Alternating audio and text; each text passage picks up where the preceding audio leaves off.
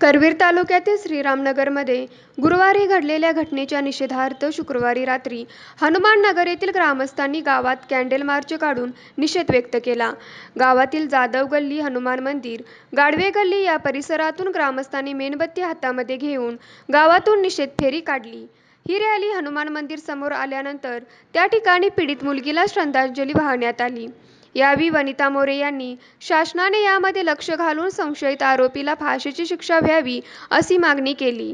तसेच वारंवार असे महिलांवर अत्याचार होऊ नये यासाठी कडक कायद्याची अंमलबजावणी व्हावी अशी मागणीही करण्यात आली. येथील दुर्दैवी घटनेतील संशयित आरोपीला कठोर शिक्षा व्हावी यासाठी पोलिसांनी प्रयत्न करावा अशी मागणी हनुमाननगरच्या नारी ग्रुपच्या वतीने करण्यात आली. न्यूज मराठी 24 कोल्हापूर.